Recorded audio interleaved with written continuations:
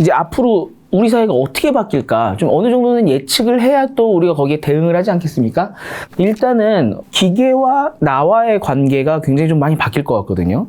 기계는 그냥 내가 사용하는 어떤 물건이었었는데 이제 앞으로는 대화를 자꾸 해야 될 것 같고, 예, 로봇 청소기랑 자꾸 이제 대화해야 될 것 같지 않습니까? 저 방은 애 자고 있으니까 들어가면 안 되고, 관계 자체가 많이 바뀔 것 같아요. 사물과 사람의 관계, 좀 어떻게 바뀌겠습니까? 항상 과거에서 배울 수 있는데, 우리 예전에 카카오톡 쓰기 이전에 문자 메시지, SMS나 네. 혹은 뭐 에이톤 이런 거 쓸 때는 가게하고 대화한다? 브랜드하고 대화한다? 상상을 못 했잖아요. 그러네요. 근데 우리 카카오톡에서는 브랜드와 대화하거든요. 네. 네. 그것처럼 그게 디바이스 속에 들어간 AI든 아니면 진짜 클라우드 기반의 AI든 간에 그 에이전트하고 그것도 나만을 위한 완전히 최적화된 에이전트하고 대화하는 게 엄청 늘어날 것 같아요. 그러니까 기계를 조작한다라고 하는 게 그 기계를 그냥 물리적인 버튼이나 이걸로 접하는 게 아니라 나를 너무 잘 아는 초개인화죠. 그리고 Z까지 자동으로 다 수행해주는, 늘 나를 따라다니는 그런 에이전트가 나를 도와주는 개념으로 바뀔 거라서 거기에 물들 거 아니에요. 우리 스마트폰에 물드는 것처럼. 예전에는 지나가면서 오랜만에 이렇게 했는데 지금은 아예 그게 없어요. 회사 내에서도 화장실 갈 때도 다 스마트폰 보니까 예전에는 자주 부딪히게 동선을 짰는데 의미가 없어졌어요. 화면을 보니까. 맞아요. 자, 그렇게 익숙해지는 것처럼 에이전트하고의 대화가 익숙해지면 정말 의존할 것 같아요. 그러면 이제 양도 있지만 음의 어떤 사회적 이슈가 너무 커지지 않을까 싶은 생각이 들어요. 네. 강 박사님은 네. 예, 어디 나갈 때도 네. 에이전트 의견을 많이 또 물으시는 편이잖아요. 네. 관계가 좀 어떻게 바뀔 것 같습니까? 저도 예를 들자면 부사장님이야 비서가 있으시지만 저도 잠깐 한 2년 정도 비서가 있는 직책에 있었는데 처음엔 적응이 잘 안 됐어요. 왜냐하면 남한테 뭔가를 시킨다라는 것이 정말 익숙하지 않았는데 조금씩 지나면서 엄청 편해지더라고요. 아주 짧은 기간 경험을 해봤지만 아, 이것이 이렇게 편하구나라고 저는 생각이 들었어요. 물론 저에게 나쁜 인성을 줄 수도 있어요. 왜냐하면 항상 응원해주고 항상 나를 인정해주려고 하니까요. 근데 인간은 성장하면서 항상 반대에 부닥치면서 교육받고 성장하는 부분들이 존재하고 있기 때문에 AI는 지금 현재까지는 어떻게 설계되냐면 항상 제 편이 돼주는 거거든요. 그러면 내 편이 한 명 생긴다는 것이 과연 인성에 좋은 것인가? 라고 우리가 생각을 해본다라면 부정적인 부분도 저는 분명하게 존재할 거라고 저는 생각이 들지만 무조건적인 내 편. 그렇죠. 무조건적인 내 편이죠. 그러니까 사람들이 AI하고 지금 대화가 엄청나게 증가하고 있는 거죠. 이것이 저는 분명히 보이스로 AI하고 대하는 양들이 다양한 폼 팩터에서 전개될 거라고 보고 있고요. 예를 들면 저희 팔순 되신 우리 노모나 우리 아버님 같은 경우에는 힘들으세요, 이제는. 그런데 그분들도 이러한 기술 진화의 이 혜택을 받기 위해서는 물론 말도 불편하신 분들이 존재하지만 대다수의 사람들은 글보다는 말을, 한국은 특히 문맹률이 낮아서 이런 걸 못 느끼시는데요. 전 세계적으로 볼 때는 인도나 중국 같은 경우도 마찬가지고 다양한 나라에서 이 문맹률이 되게 높거든요. 이런 부분에서 보이스라는 것은 훨씬 더 스마트폰보다는 접근성들을 넓혀낼 수 있다는 부분에서 우리가 일상적으로 이제 AI하고 대화하고, 두 번째 AI와 AI끼리 대화할 거라고 저는 생각이 들어요. 이번에 마이크로소프트가 내놓았던 다이나믹 365의 10개의 에이전트에는 뭐가 있냐면 공급망 관리를 해주는 에이전트가 있는데 메시지가 오면 이메일을 분석해 주는 거예요. 어디에서 지금 생산이 지체가 돼서 여기에 병목 현상이 발생할 수 있다. 경고를 주는 거거든요. 그런데 그쪽에도 똑같은 365를 써서 AI 에이전트가 있으면 둘이 아예 대화하지 따로 이메일 보내지 않아도 되는 거예요. AI와 AI들이 대화하는 식으로 기업의 업무 형태를 바꾸겠다라는 것이 지금 마이크로소프트의 다이나믹 365가 그리고 있는 비전인데, 저는 저희 부모님이 저한테 가끔 전화 와요. 문자 안 하고 카톡 안 하시고 전화 오는 건요 다 본인이 해야 될 일을 저 시키기 위해서예요. 뭐 냉장고가 고장났으니 방문기사 일정을 너가 잡아보거라. 인간 에이전트. 그렇죠.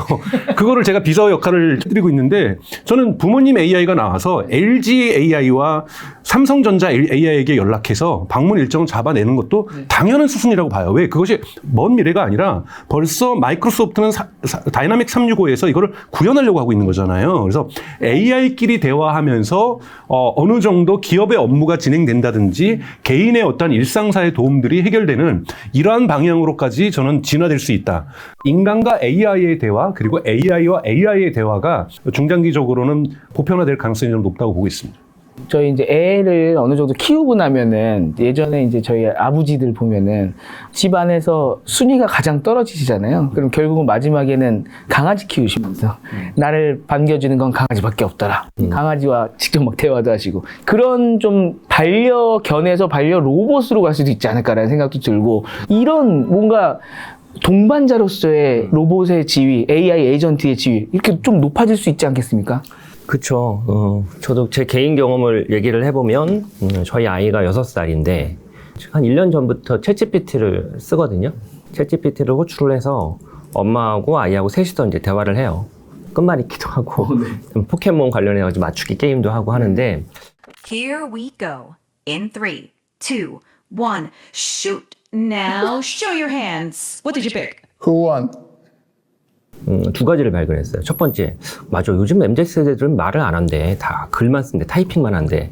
근데 이제 MZ세대를 넘어서 이 아이는 처음부터 아예 그냥 말로 한 거거든요.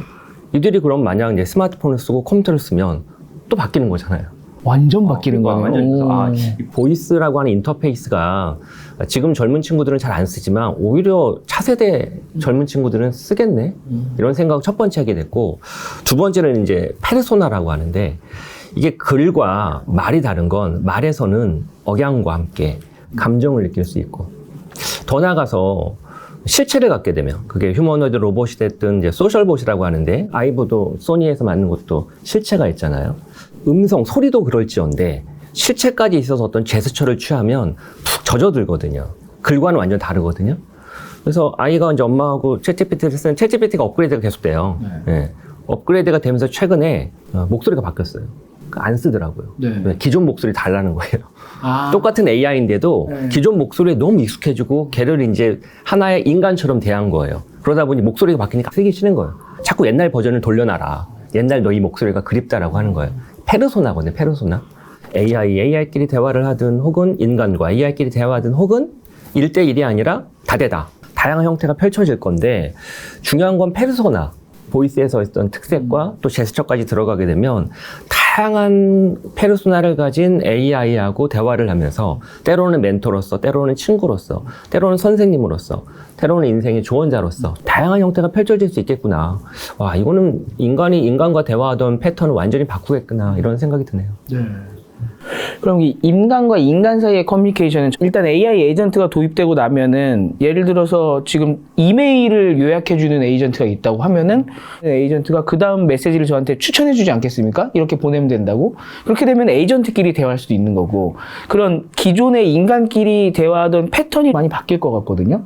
어떻게 바뀔지 예측을 해줄 수도 있겠습니까? 그걸 하기 위해서는 AI 에이전트가 가져야 될 중요한 특징 중에 하나가 이제 지속성인데요. 이 지속성을 갖기 위해서는 메모리 부분이 아직까지 문제가 좀 있어요. 물론 점점 커지고 있지만 한계가 있기 때문에 그러려면은 제가 챗GPT한테 보미가 누구야 라면 저 고양이의 특성에 대해서 2분 가까이 얘기를 해요.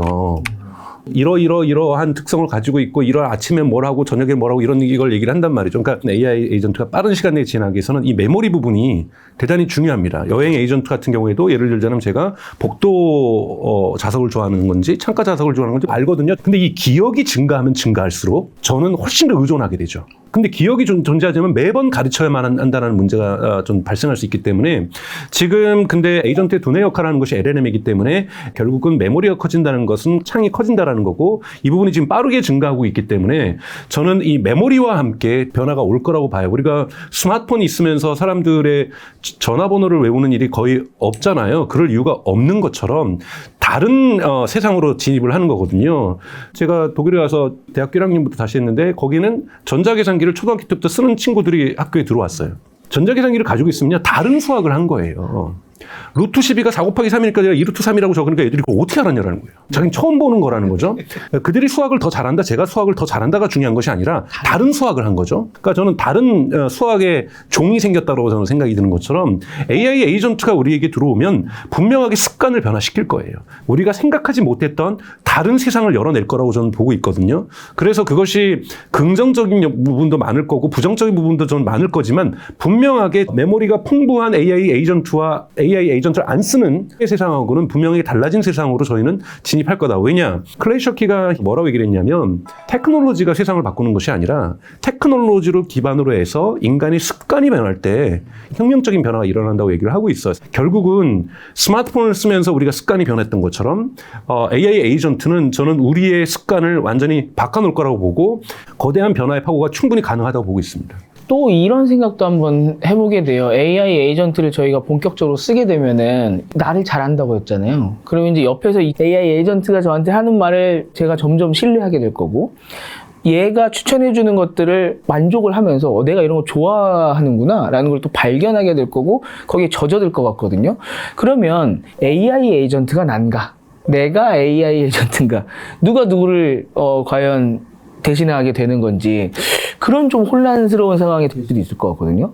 실제 미국에서 티저 AI라고 하는 서비스가 있었죠. 서비스는 중단됐는데 그게 일종의 데이터 앱인데 데이터 앱에 프로필을 입력하고 가입을 하면서 뭐 내 페이북 계정이나 뭐 인스타그램이나 또 내가 썼던 각종 일기장을 이렇게 업로드를 해요. 그럼 디지털 트윈이 생기는 거거든요.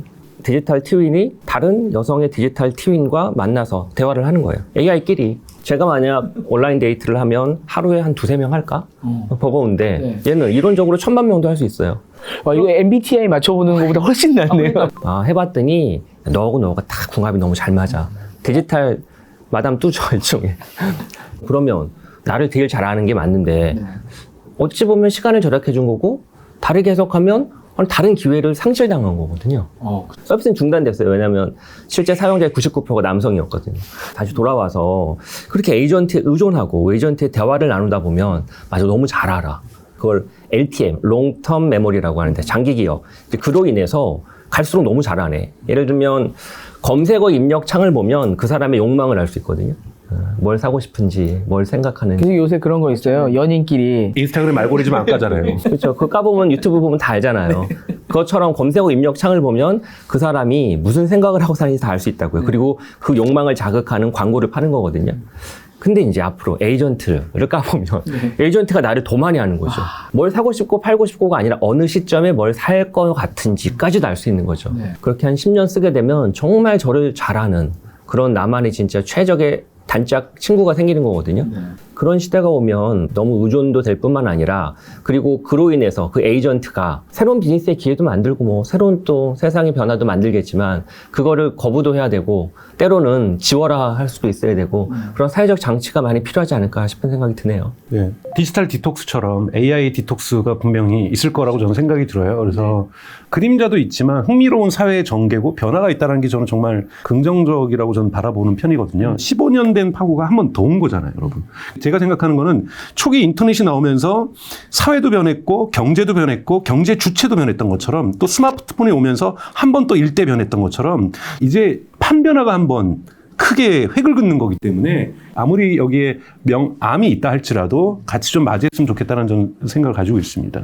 좀 전에 그 김재호 사장님이 말씀해 주신 거에서 비즈니스 하시는 분들은 캐치하셔야 될 게 결국은 이 니즈가 사람의 니즈냐 아니면 에이전트의 니즈냐에 따라서 비즈니스 하시는 분들이 이제 공급할 때도 정확히 알아야 되잖아요. 사람의 니즈를 파악한다는 거 앞으로 어떻게 될까요? 핵심은 그럴 거예요. 소비자는 에이전트를 대리 삼아서 얘한테 물어볼 거라고요. 그럼 얘는 막 뒤지고 다녀서 무엇인가 정리된 내용을 토해줄 거고 그러면 사람은 초반에 의심을 하든 뭐 불쾌하든 계속 맞춰줄 거거든요. 얘가 갈수록 잘하니까. 그러면 어느 순간부터는 그냥 얘를 전적으로 믿고 따를 거라고요. 그러면 이제 두 가지가 있죠. 첫 번째 이걸 만드는 쪽. 이런 걸 만드는 쪽이 있고 이쪽 공급자가 있을 거 아니에요. 이 두 가지 양쪽의 사업 기회가 있는 거죠. 저는 기본적으로 공급자는 어떻게든 사람이 아닌 AI가 더 많이 자주 접근할 수 있도록 데이터의 구조라든가 모든 시스템을 그렇게 맞춰줘야 돼요. 그래야 에이전트가 잘 들어와가지고 딴 거보다 훨씬 더 검색을 하든 잘 작동시키기만 할 수 있으니까. 그래서 에이전트를 적극 수용하라. 하지만 스마트폰 세상에 와도 여전히 컴퓨터를 쓰거든요. 컴퓨터를 여전히 써도 TV는 보거든요. 그리고 아직도 신문지를 보는 사람이 있어요. 잡지를 보는 사람이 있고. 그리고 오히려 그런 사람들이 고가전층일 수도 있어요. 그래서 공급자 쪽은 이런 고민도 해야죠. 에이전트가 들어온 것과 사람이 들어온 거를 구분할 수 있어야 돼요. 왜냐하면 에이전트는 실제 구매 의사가 없거나 어떤 실제 비즈니스 트래픽을 안 발생임에도 불구하고 왔다 갔다 할 거거든요. 트래픽이 엄청 많을 거란 말이에요. 근데 사람은 이거보다는 훨씬 고관여라고요. 그러면 이쪽을 서로 다르게 대해줘야 되는 거죠. 그럼 그 안에도 수많은 또 비즈니스 기회가 있지. 도대체 이게 AI인지 사람인지 알 수가 없거든요. 지금의 에이전트가 들어가는 구조는 나는 AI야 라고 이렇게 똑똑거리는 게 아니거든요. 그럼 이걸 어떻게 구분할 것인가? 이런 것도 앞으로 중요한 솔루션이죠. 중요한 숙제고. 그리고 앞서 얘기했던 것처럼 그러면 에이전트를 만드는 기업. 그건 마스터 에이전트든 뭐 또 버티컬 에이전트 다 다를 텐데 그 점에 주목해야 되는 거예요. 에이전트가 전달을 할 땐 아까 우리 얘기한 것처럼 글이 아니라 이제 말로 전달할 거거든요. 좀 더 지나면 제스처까지 있을 거고. 그러면 이제 약간 페르소나. 우리 기업의 브랜드를 어떤 페르소나로, 어떤 에이전트로 목소리는 어떻고, 제스처는 어떻고, 어떤 단어를 주로 쓰고, 이거에 의해서 그 사람은 그 에이전트에 대한, 페르소나에 대한 애착감이 달라질 거라고요. 그럼 그런 애착감을 삼성의 에이전트와 LG의 에이전트는 뭐가 다를까? 브랜드가 다른 걸로 끝나는 게 아니라 회사의 비전, 그리고 회사의 가전기기가 제공하고자 하는 소구 포인트가 다 다를 거 아니에요. 그걸 페르소나에서 어떻게 느끼게 해줄 것인가. 그리고 그걸 잘 느끼게 만들어주는 기업은 당연히 그런 솔루션에 대한 기회와 가능성을 포착한 거죠. 그런 것들이 앞으로 펼쳐지지 않을까 싶어요. 방금 들으니까 소름 돋는 게요. 지금은 마케팅하거나 이럴 때 데이터 수집을 할 때 10대 남성, 뭐 30대 여성 뭐 이런 식으로 이렇게 구분을 하잖아요. 앞으로는 이렇게 에이전트가 쑤시고 다니면 이거는 클로드 에이전트의 사용자는 10대 남성, 오픈 AI 에이전트의 뭐 20대 여성, 엄청 세분화돼야 되는 거 아닙니까? 그거는 이제 저희가 봐야죠. 봇이 들어오는 거잖아요. 이것이 오픈 AI의 봇인지 클로드의 앱인지 구글 제미나의 앱인지는 구별하기 전 어려울 거라고 보고요. 이런 부분에서 이제 봇들이 웹사이트에 들어오는 시대에 대비하는 건 대단히 중요하다고 저는 보고 있어요. 언론 지형도 그래서 그런 면에서는 바뀔 거라고 보는 것이 사실 언론사의 홈페이지에 와서 보던 네이버에 가서 보던 홈페이지가 바뀐 것이지 컨텐츠는 바뀌지 않았거든요. 근데 이제는 봇이 들어가서 그걸 본 다음에 요약 정리해서 새롭게 재구성해서 지금 검색 결과에 노출시켜주는 거잖아요. 그러면 이제는 네이버에 있는 우리 언론사 홈페이지건 내 실제 언론사 홈페이지건 이건 중요하지 않게 되는 가능성이 있기 때문에 여기에서도 습관 변화가 분명하게 저는 발생할 거라고 보거든요. 그다음에 정부의 작동 방식도 변할 거예요. 요즘 독일 정부가 그렇고 미국 정부에서 시도하고 있는 것이 AI 정부라는 슬로건이잖아요. 대시민 서비스를 그리고 공무원들의 업무 효율성들을 높여낼 것인가 이 얼마나 AI 부분에서 진화된 모습을 보여주면서 편의성들과 또는 세금을 절약할 수 있는 효율성 부분으로 나아갈 수 있을 것인가도 대단히 중요한 우리가 사는 사회의 변화 달라질 수 있다고 저는 생각이 들고요. 나를 증명하기 위해서 주민등록증 까고 이런 걸 해야 되는 것들도 많이 달라질 거라고 보고 있고요. 또 하나는 개인정보 부분도 많이 달라질 거라고 봐요. 그러니까 애플이 이번에 애플 인텔리전스 발표하면서 이런 세상이 왔을 때 가장 사람들이 두려워하는 것은 나를 너무 많이 아는 AI가 내 정보를 팔면서 여기다가 상품 광고를 집어넣는 세상이 오면 어떨까. 뭔가 민낯을 보이는 것 같은 부끄러운 일들이잖아요. 그래서 이런 부분에서 이제 프라이버시를 강조하는 쪽으로도 하나의 산업군이 저는 형성될 거라고 보고 있고요. 그래서 이런 부분을 먼저 치고 나간 것은 애플이라고 보고 있는데요. 심지어는 에이전트의 메모리를 지어주는 뭐 서비스도 등장하지 않을까? 뭐 이런 것도 상상해 볼 수 있고 저는 정말 우리가 상상하지 못했던 다양한 질서와 다양한 서비스들이 그리고 기존의 인간이 대신하는 에이전시 여기는 마케팅 에이전시도 있을 수 있고 심부름 센터 같은 에이전시도 있을 수 있고 전통적인 휴먼 에이전시 시장은 큰 변화를 겪을 수밖에 없을 거고 이런 서비스 직종 간에 있어서의 명암들도 어마어마하게 교체되면서 재미있는 세상이 나타나지 않을까로 저는 생각하고 있습니다. 이제 애플 인텔리전스도 말씀해 주셨는데 구글 포토 같은 경우도 저는 초반에는 조금 꺼리낌이 있었는데 너무 편해서 이제는 제가 가진 사진을 다 그냥 다 올리거든요.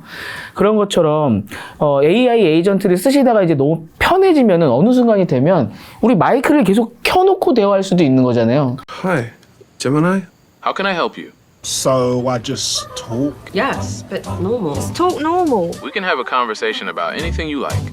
그런 뭐 변화가 일어날 수도 있을 것 같고 지금은 상상할 수 없는 굉장히 다른 사회의 모습 그다음에 나의 행동의 변화가 일어나지 않을까. 그 변화를 이렇게 고려해보면 그런 고민 안 되세요? 예를 들어 이제 흔히 말하는 CUA 이거는 내 컴퓨터의 제어권을 이용해서 AI가 나 대신에 마우스와 키보드를 조작해가지고 어디를 연결하는 거거든요. 어디를 연결한다는 얘기는 브라우저를 띄워서 네이버 검색창에 검색을 입력하는 걸 대리하는 거잖아요. 네이버는 내가 AI를 통해서 로그인한 건지 내가 온 건지를 알 수가 없다고요. IP로 들어온 거거든요. 네. 이런 혼란. 그동안 우리가 알고 있었던 개념하고 완전 다른 거죠. 이걸 어떻게 구분하느냐 이런 것도 중요하죠. 왜냐하면 아까 이야기한 페렌 UI나 혹은 이런 CUA 같은 경우에는 나를 대리하는 이 AI가 내 대신 뭐 조작해 주는 거거든요. 쉽게 말하면 내 손가락을 대신한 거라고요. 그러면 손가락을 눌러서 김지연이가 배달의 민족을 실행한 건지 아니면 AI가 실행했는 건지는 로그로 기록되지 않으면 알 수가 없어요. 그것도 디바이스 단에서. 심지어는 저쪽 그러니까 실제 서버 단에서는 더 몰라요. IP로만 추적하니까. 로그인까지 해버렸어. 그럼 당연히 사람으로 할 거 아니에요. 그렇죠. 예. 그런 데서 오는 혼란들이 있을 거라고요. 이 비즈니스 하시는 분들도 뭔가 내 홈페이지에 들어오는 트래픽이라던가 뭐 행동이라던가 이것도 이상 패턴을 감지할 때 그것도 전혀 다른 양상으로 벌어지겠네요. AI냐 아니냐부터 시작해서 많은 걸 B2C 영역에서는 대단히 혼란스러울 거라고 저도 생각이 들고요.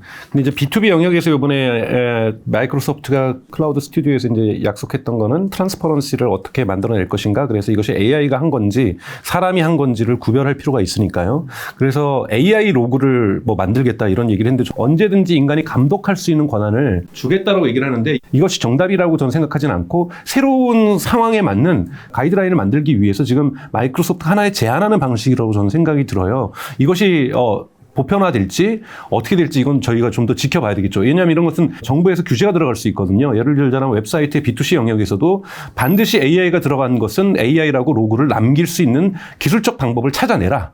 라고 요구할 가능성이 저는 있다라고 봐요. 가이드라인이 있어야 인간이 흔히 말하는 잘못할 수 있는 유혹으로부터 예방 효과도 있거든요. 보이스피싱도 지금 뭐 진화하고 있고 딥페이크로 진화하고 있고 사실 에이전트까지 고려한 가이드라인이 규제안이 저는 등장할 가능성은 높다라고 보고 있습니다. 근데 이거 참 애매할 것 같은 게 제가 검색을 말로 시키면은 제가 시킨 거나 마찬가지잖아요. 참 애매할 것 같기도 하고. 근데 네. 우리는 아까 얘기했잖아요. 서치를 하는 게 아니라 에스크를 한다고요. 네. 그 에스크를 기반으로 서치를 하는 거 얘가 하는 건데 내가 서치의 단어까지 얘기해 주지 않았거든요. 근데 그 에스크를 수행하기 위해서 수많은 서치를 한다고요. 그 수많은 서치 중에서 한 2개 정도는 맞아 나도 원래 검색하려고 했던 거였어 라고 할 수 있지만 나머지는 아닐 수도 있죠.